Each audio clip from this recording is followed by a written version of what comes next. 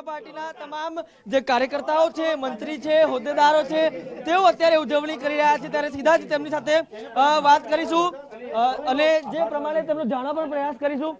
દિનેશભાઈ, જે પ્રકારે નામની હવે સત્તાવાર જાહેરાત થઈ ચૂકી છે, શું કહેશો? પ્રથમ પ્રતિક્રિયા। સૌથી પહેલા તો એક સામાન્ય કાર્યકર્તાને ભારતીય જનતા પાર્ટીએ અમદાવાદ પશ્ચિમના ઉમેદવાર તરીકે ડિક્લેર કર્યા છે। હું દેશના યશસ્વી વડાપ્રધાન આદરણીય નરેન્દ્રભાઈ મોદી સાહેબ, દેશના યશસ્વી ગૃહમંત્રી આદરણીય અમિતભાઈ શાહ સાહેબ, જેપી નડ્ડા સાહેબ, રાષ્ટ્રીય અધ્યક્ષ શ્રી, ગુજરાતનું નેતૃત્વ આદરણીય CR પાટીલ સાહેબ, આપણા લોકલાડીલા મુખ્યમંત્રી ભૂપેન્દ્ર પટેલ સાહેબનો દિલથી ખૂબ ખૂબ આભાર માનું છું।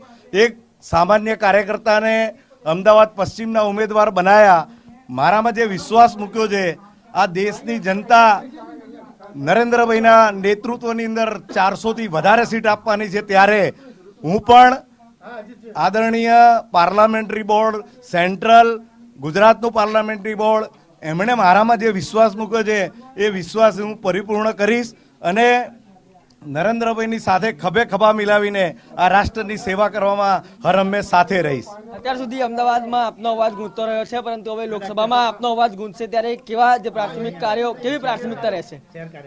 પ્રાથમિક કાર્યોની વાત કરીએ તો 2014 થી લઈને આજ સુધી વિકાસના કામોની અંદર નરેન્દ્રભાઈએ 50 વર્ષના 70 વર્ષના શાસનને એક બાજુ મૂકી દીધું છે।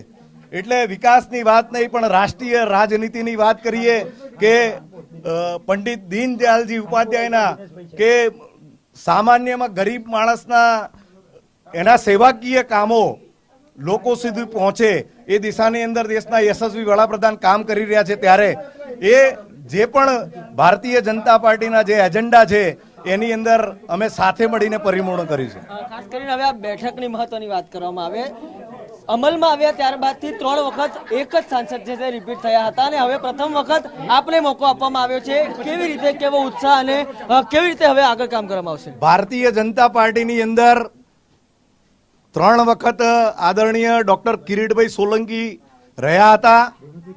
આદરણીય વડાપ્રધાન નરેન્દ્રભાઈ મોદી સાહેબ સાથે કદમ મિલાવીને એમણે કામ કર્યું હતું।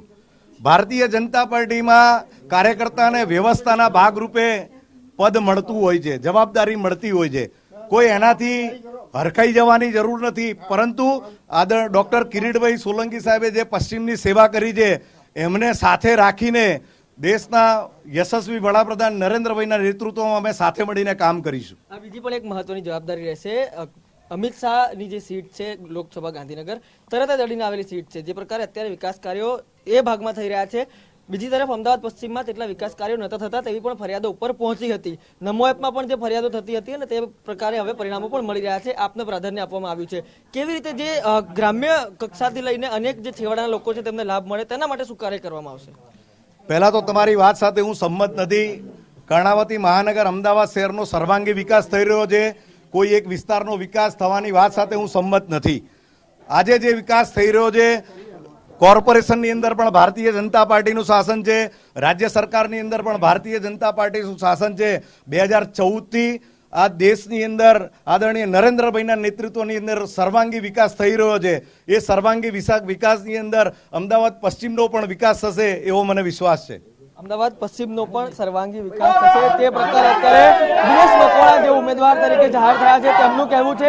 આપ સીધા જ દ્રશ્યો એક્સક્લુઝિવ જે જાહેરાત નામની રિપીટ થશે।